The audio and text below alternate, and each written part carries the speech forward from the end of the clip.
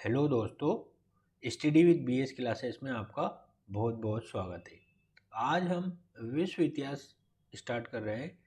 तो विश्व इतिहास के बारे में पूरा जानेंगे। मैंने आपको इसका सिलेबस पहले ही बता दिया था, तो स्टार्ट करते हैं। यूपीएससी में जो विश्व इतिहास का पूछा जाता है वो 18वीं सदी और उसके बाद की प्रमुख घटनाएं पूछी जाती है। लेकिन इसके बाद इसके आसपास 18वीं सदी के जो पहले प्रबोधन काल हुआ था या पुनर्जागरण काल हुआ था उसके बारे में भी हमको थोड़ा बहुत नॉलेज होना चाहिए। ठीक है। 18वीं सदी के बाद कौन कौन सी घटी हुई थी क्रांति, मतलब कौन कौन सी घटनाएं घटी थी प्रमुख रूप से? औद्योगिक क्रांति हुई थी, प्रथम और द्वितीय विश्व युद्ध हुए थे, उपनिवेशवाद हुए थे। तो ये सब हमको जानने होंगे। ठीक है। 16वीं सदी की पृष्ठभूमि के रूप में हम देखें तो क्या हुआ था? पुनर्जागरण हुआ था। 16वीं सदी में क्या हुआ था? पुनर्जागरण हुआ था। पुनर्जागरण हुआ था। ठीक है। और 18वीं सदी में क्या क्या था? प्रबोधन काल था, अमेरिकी क्रांति थी, फ्रांसीसी क्रांति थी और औद्योगिक क्रांति थी। 19वीं सदी में क्या क्या था? अमेरिकी गृह युद्ध था, इटली का एकीकरण, जर्मनी का एकीकरण और उपनिवेशवाद था। और 20वीं सदी का अगर हम देखें, 20वीं सदी कब से कब तक मानी जाएगी? 1900 से 1999 तक 20वीं सदी मानी जाती है। तो इसमें क्या क्या हुआ था? प्रथम विश्व युद्ध हुआ था, रूस की क्रांति हुई थी, उसके बाद फासीवाद और नाजीवाद आया था, विश्व आर्थिक मंदी आई थी, द्वितीय विश्व युद्ध हुआ था, चीन की क्रांति, शीत युद्ध, तृतीय विश्व और गुटनिरपेक्षता, सोवियत संघ का विघटन, उपनिवेशवाद और औपनिवेशिक मुक्ति और जापान का आधुनिकीकरण। प्रथम विश्व युद्ध से काफ़ी चीज़ें रिलेट होती है। जैसे प्रथम विश्व युद्ध का अगर अपन एक मोटे तौर पे देखें तो इसमें फ्रांस जो मुख्य भूमिका में था, फ्रांस की विजय हुई थी और जर्मनी की पराजय हुई थी।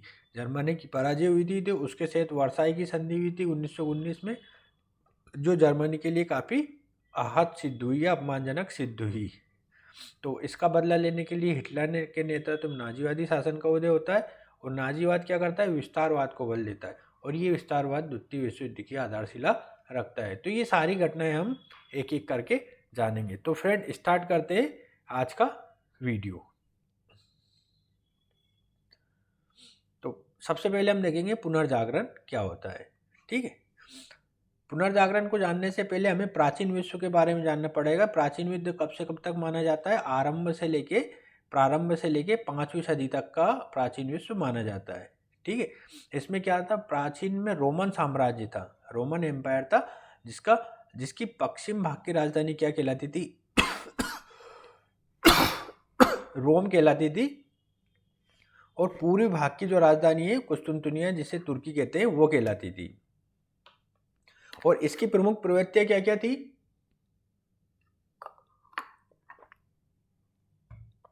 प्रवृत्तियां थी कि मानव केंद्र में था, इन मानव को सेंटर में रखा था, मतलब मानव को लेकर ही सब बातें होती थी और लौकिक जीवन पर बल दिया जाता था, है ना।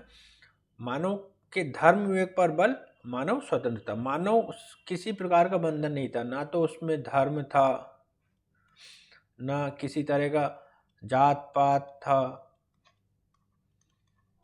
ठीक, किसी तरह का कुछ नहीं, मानव अपनी स्वतंत्र अभिव्यक्ति रखता था। उसके बाद आता है मध्यकालीन विश्व। मध्यकालीन विश्व कब से कब होता है? 5वीं ईस्वी से 14वीं से 16वीं ईस्वी तक का हम कहलाता है मध्यकालीन विश्व। इसमें सामंतवाद का उदय होता है। अनेक राजनीतिक इकाइयों का उदय, मानव की सामाजिक गतिशीलता बाधित हुई, व्यापारिक गतिविधियां सीमित हुई और परलौकिक जीवन पर बल दिया गया और अब ईश्वर केंद्र में आ गया। अब क्या है? ईश्वर को प्रमुख भूमिका में लेने लगे, अर्थात मानव धर्म के हाथों बंधक बन गया। अब मानव धर्म में बनने लगा। कब? मध्यकाल में। अतः मानव पर चर्च का नियंत्रण हुआ। चर्च जो एक धार्मिक संस्था कहलाती थी ईसाइयों की, उसका नियंत्रण होने लगा मानव पर। आस्था पर बल दिया गया, मानव के तर्क और विवेक का समापन हो गया। मानव को तर्क विवेक का ज़्यादा महत्व नहीं दिया, अब केवल धर्म को माना जाने लगा कि जो बाइबल में लिखा है वो ही सत्य है। मतलब एक तरह से धर्म की बातों को माना जाने लगा। उसके बाद आता है आधुनिक विश्व। एक बार पुनः मानव के तर्क और विवेक पर बल दिया गया, लौकिक जीवन पर बल दिया गया, मानव के धर्म बंधन से मुक्ति की बात कही गई, तर्क की बात होने लगी, मानव को वापस केंद्र में रखा गया। तो ये आधुनिक विश्व की बातें आ जाती है जहाँ प्रबोधन वगैरह स्टार्ट होगा। ठीक है, अब पुनर्जागरण के हम देखेंगे। प्रबोधन के पहले क्या पुनर्जागरण होता है? पुनर्जागरण का सिंपल सा अर्थ होता है वापस से जागना, वापस जागना, पुनर्जागरण। ठीक है, तो इसमें क्या थे, क्या क्या कारण थे पुनर्जागरण के, क्या क्या कारण मानेंगे हम? इसको एक जगह लिखता हूं, पुनर्जागरण के कारण, पुनर्जागरण के कारण हम देखते हैं। तो पहला कारण क्या जाएगा? धर्मयुद्ध। धर्मयुद्ध किस किस के मध्य हुआ था? धर्मयुद्ध हुआ था ईसाई और वर्सेस मुस्लिमों के मध्य। ठीक है, इसमें किसकी विजय हुई थी? इसमें मुस्लिमों की विजय हुई थी। तो इसका मैं बताता हूँ। धर्मयुद्ध होता है ईसाई और इस्लाम के बीच या मुस्लिमों के बीच, तो इसमें इस्लाम की विजय हुई थी। इससे क्या हुआ? इस युद्ध में ईसाइयों की पराजय से चर्च या पोप की सत्ता पर संशय पैदा हुआ, क्योंकि इसमें पोप ने उन्हें विजय होने का आशीर्वाद दिया था। अब क्या हुआ कि ईसाई लोगों ने कह दिया था कि आपकी विजय होगी, लेकिन जब इन दोनों में धर्मयुद्ध हुआ तो इस्लाम धर्म जीत गया। तो इससे इस बात का विरोध होने लगा कि जो चर्च या पोप है, इनकी जो सत्ता है वो सत्ता है जो सही नहीं है, मतलब उनसे संशय पैदा होने लगा। इन्होंने क्योंकि पोप ने उन्हें दिया था, जीतने का आशीर्वाद दिया था, अतः मनुष्य धर्म के बंधन से मुक्त होने लगा। इसी क्रम में मानव के तर्क पर बल दिया जाने लगा, रीजनिंग्स पे बल दिया जाने लगा और पुनर्जागरण चेतना का विकास होने लगा। ठीक है, अब एक और नेक्स्ट क्या आता है इसमें पुनर्जागरण में? सामंतवाद का पतन। सामंतवाद का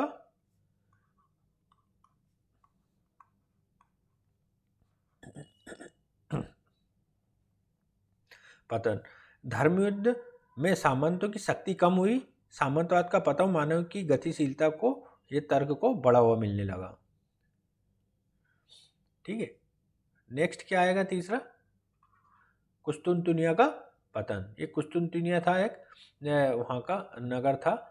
जब इस्लाम के लोगों का पूर्वी एक रोमन साम्राज्य था। रोमन साम्राज्य दो भागों में बटा होता, पूर्वी ईस्ट और वेस्ट, ईस्ट और वेस्ट। जब इस्लाम के लोगों का पूर्वी रोमन साम्राज्य की राजधानी कुस्तुनतुनिया पर अधिकार हुआ, ये यहाँ पे एक राजधानी थी कुस्तुनतुनिया। जब इस्लाम के लोगों का पूर्वी रोमन साम्राज्य की राजधानी कुस्तुनतुनिया पर अधिकार हुआ तो वहाँ के लोग इटली आ गए। यहाँ के लोग जो है कहाँ चले गए? इटली चले गए,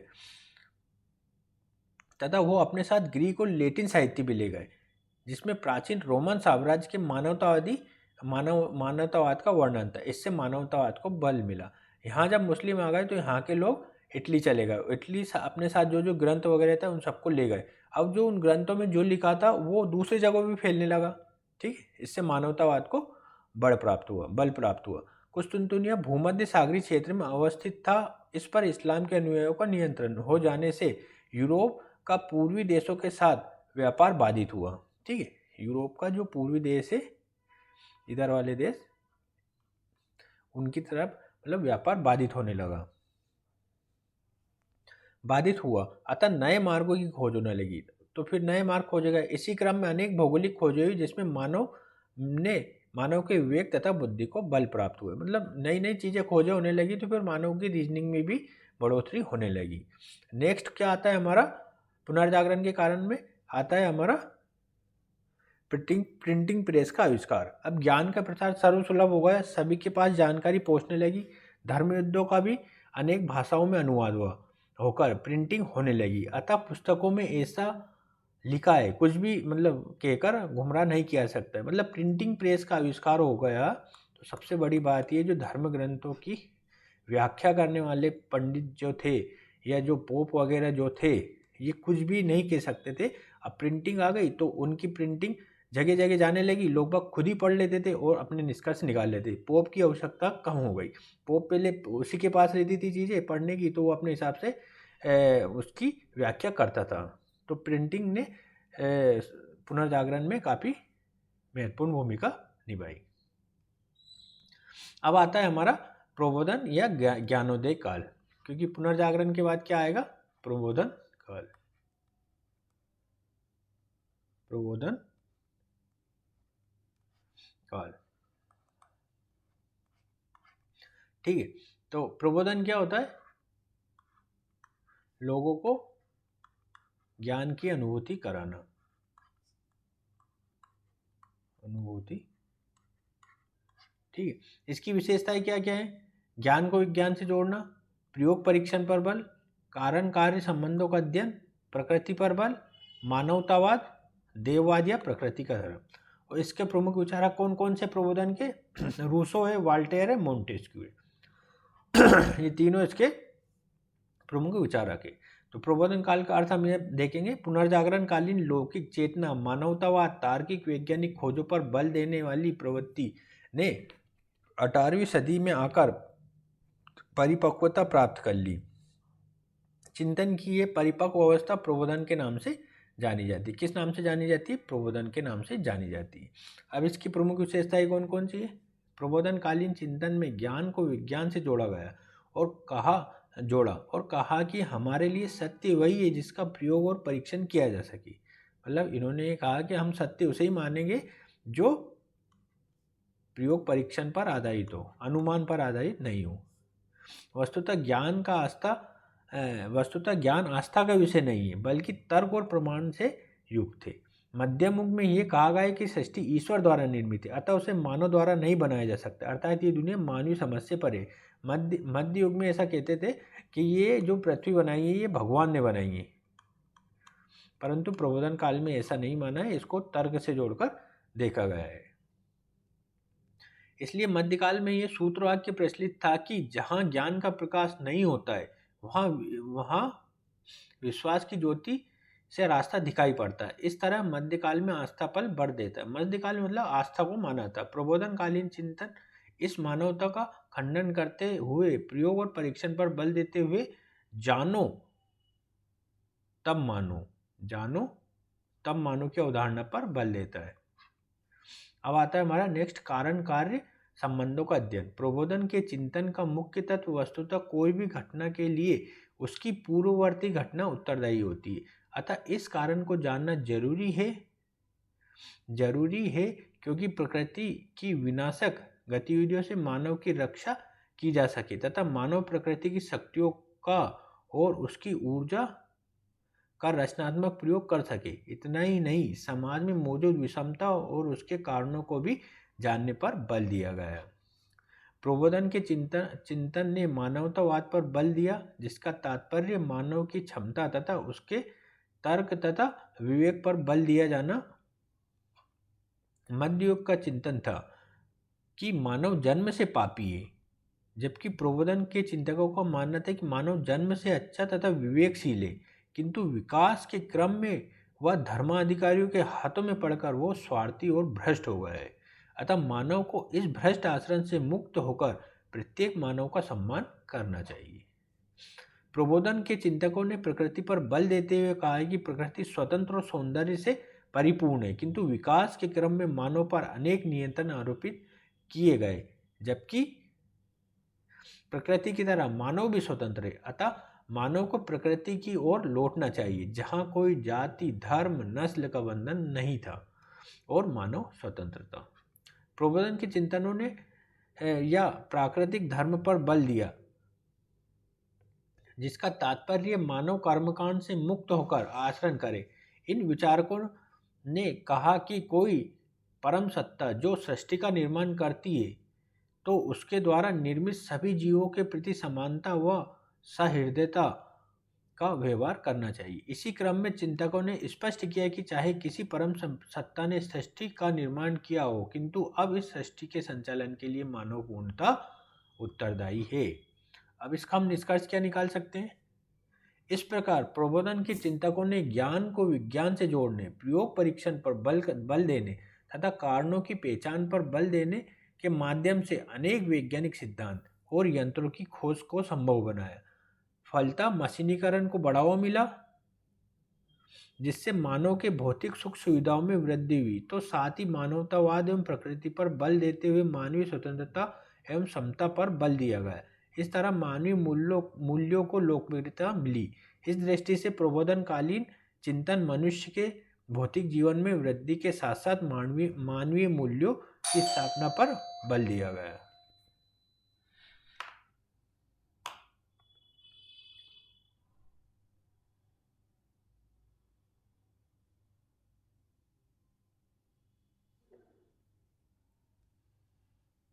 नेक्स्ट आता है हमारा प्रबोधन। प्रबोधन में क्या है? ज्ञान को विज्ञान से जोड़ना, प्रयोग परीक्षण पर बल, कारणों की पड़ताल, प्रकृति पर बल, मानवतावाद पर बल, देववाद, प्रकृति का धर्म, विभिन्न वैज्ञानिक सिद्धांत, अनेक यांत्रिक खोज हुई, फलतः मशीनीकरण का आधार तैयार हुआ, जिससे औद्योगिक क्रांति को बढ़ावा मिला। अब इससे मानव के भौतिक जीवन यानी सुख सुविधाओं में वृद्धि हुई, इससे समाज में विषमता बढ़ी।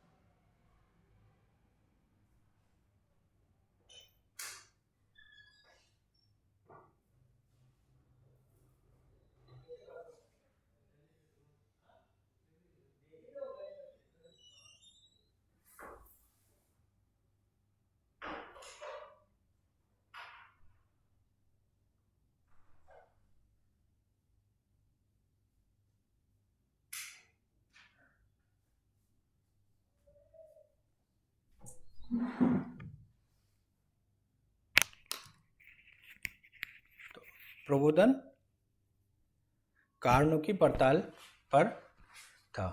ठीक है, इसमें विभिन्न वैज्ञानिक सिद्धांत दिए गए, अनेक यांत्रिक खोजें हुई, फलतः मशीनीकरण का आधार तैयार हुआ, जिससे औद्योगिक क्रांति को बढ़ावा मिला। अब इससे मानव के भौतिक जीवन यानी सुख सुविधाओं में वृद्धि हुई, इससे समाज में विषमता बढ़ी।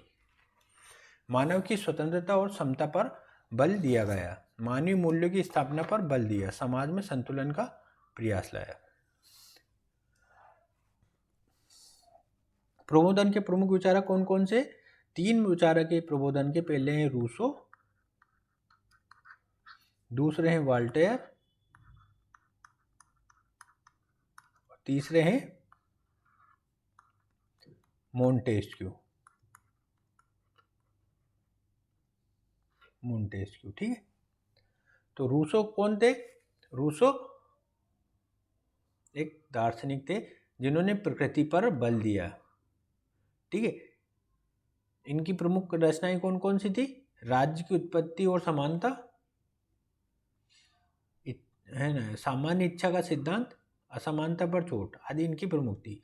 तो सोशल कॉन्ट्रैक्ट भी इनकी, सामाजिक संहिता या सोशल कॉन्ट्रैक्ट भी इनकी एक रचना थी।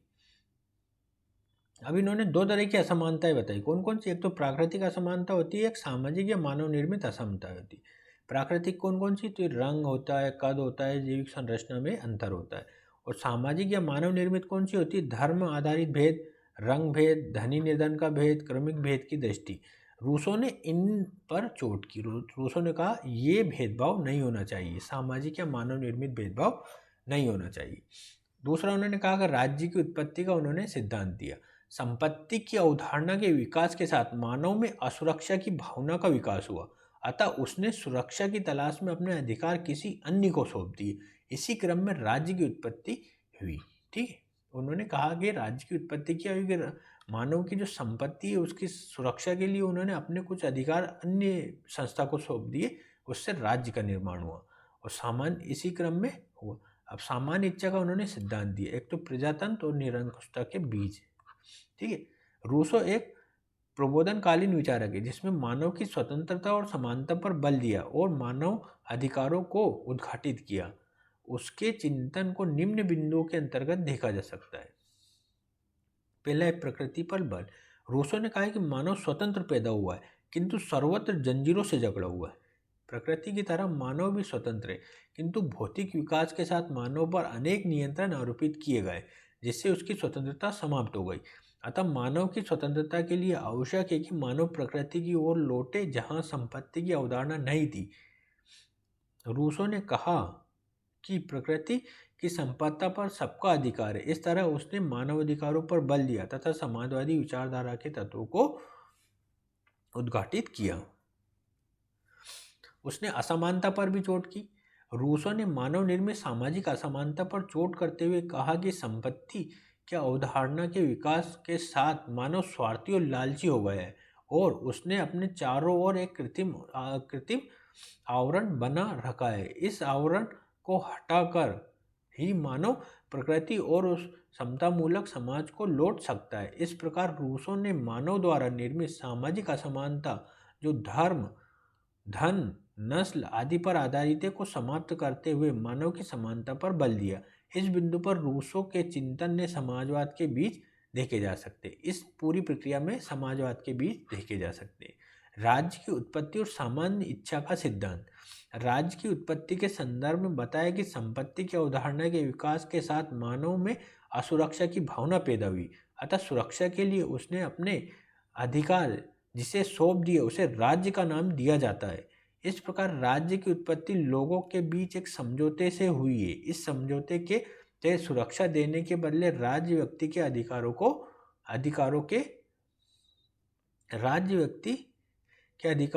के ग्रहण करता है।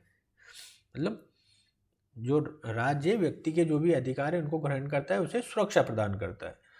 जब व्यक्ति अपने स्वार्थों को भूलकर अपने अधिकार सामान्य हित के लिए किसी प्रतिनिधि को सौंपता है तो वो सामान्य इच्छा कहलाती है। यदि वो प्रतिनिधि सामान्य इच्छा के विरुद्ध कार्य करे तो लोग उसे हटा भी सकते। इस बिंदु पर रूसो के चिंतन में प्रजातंत्र के बीज दिखाई पड़ते, किंतु जब सामान्य इच्छा के नाम पर वो प्रतिनिधि अपने स्वार्थ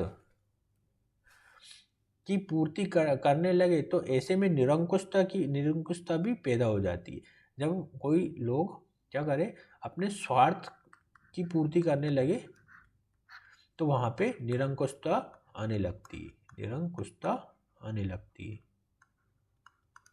ठीक है। जैसा कि फ्रांसीसी क्रांति के दौरान रोबेस्पियर आतंक के राज्य की स्थापना की। फ्रांस की क्रांति के दौरान रोबेस्पियर ने एक आतंक के राज्य की स्थापना कर दी थी।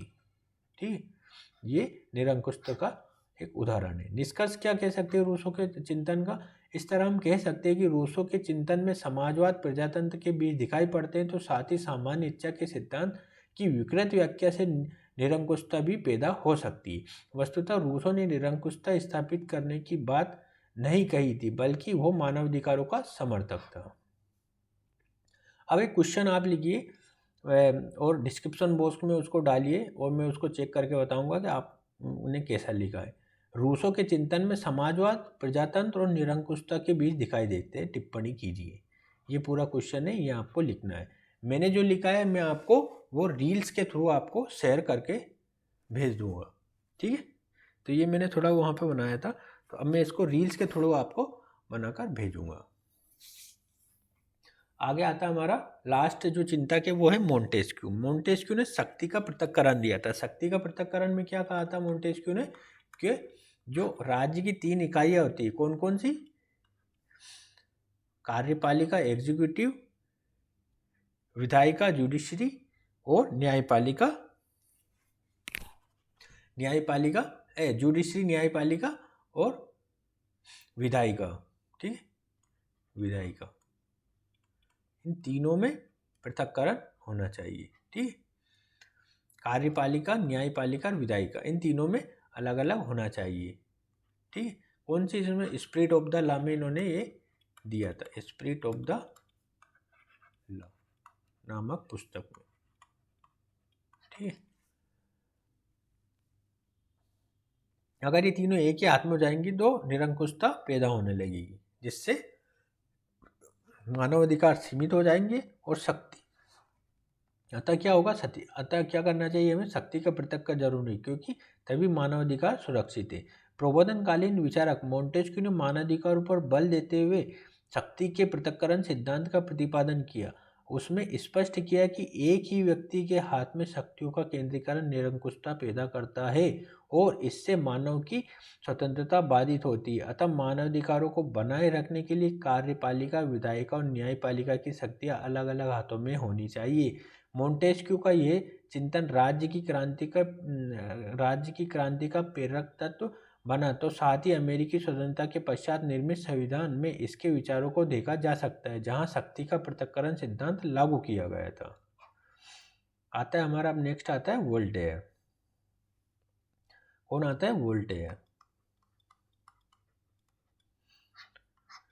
वोल्टेयर ने तर्क पर बल देते हुए मानवाधिकारों पर बल दिया। उसने चर्च व्यवस्था की बुराइयों पर प्रहार करते हुए कहा कि एक ही ईसाई बचा था और उसे भी सूली पर चढ़ा दिया गया। अर्थात चर्च व्यवस्था में शामिल लोग ईसा मसीह के नैतिक वचनों से दूर हो गए। इसी क्रम में उसने कहा कि हर बुरी चीज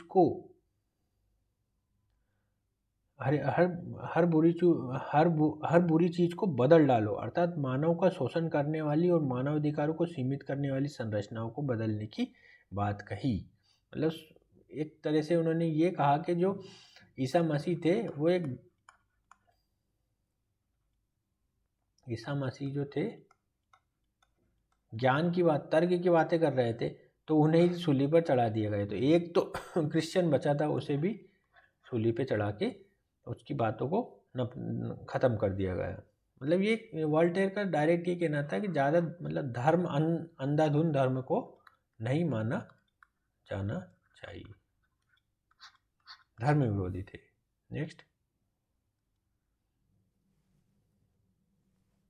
इससे धार्मिक कर्मकांड पर प्रश्न चिन्ह लगाकर चर्च व्यवस्था के दोषों को उजागर किया, है ना। उसने कहा कि ईश्वर ना तो किसी पवित्र पुस्तक में, ना ही किसी स्थान में, बल्कि वो तो प्रत्येक मनुष्य के हृदय में है। किसने कहा? ये वोल्टेयर जी ने कहा। फ्रांस की क्रांति में वोल्टेयर के विचारों की भूमिका को देखा जा सकता है, जहाँ लोगों ने चर्च व्यवस्था के विरुद्ध आवाज उठाई।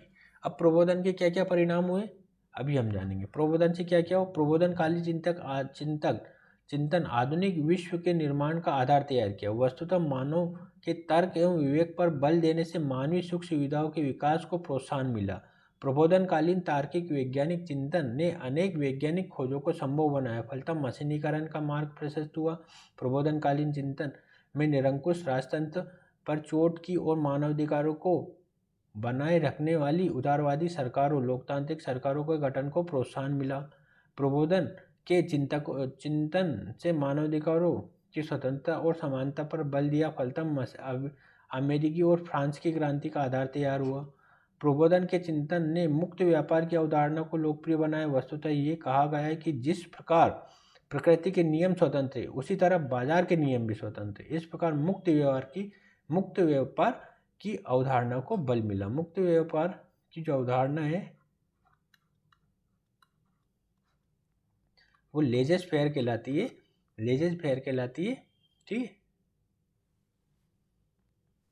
प्रबोधन के चिंतन को से वैज्ञानिक विकास को बढ़ावा मिला और इससे हुए मशीनीकरण ने मानव के भौतिक जीवन में वृद्धि की, तो दूसरी तरफ समाज में विषमता भी बढ़ी। इसी क्रम में समाजवादी विचारों को भी बढ़ावा मिला। मतलब पूंजीवाद और समाजवाद का उदय भी इसी तरह होने लगा, जिसका अर्थ हम कह सकते हैं कि प्रबोधनकालीन चिंतन में मानव को अपने अधिकारों के प्रति सचेत किया और इन्हीं अधिकारों को प्राप्ति के लिए विभिन्न देशों में क्रांति हुई, फलतः उदारवादी राजनीतिक आर्थिक संरचना का निर्माण हुआ। यहाँ आज हम यहीं तक ही पढ़ेंगे। कल हम अमेरिकी क्रांति और जो भी अमेरिका से संबंधित है, गृह युद्ध वगैरह, पूरा अमेरिका के बारे में कल जानेंगे। तो आज का वीडियो यहीं समाप्त करते हैं। धन्यवाद।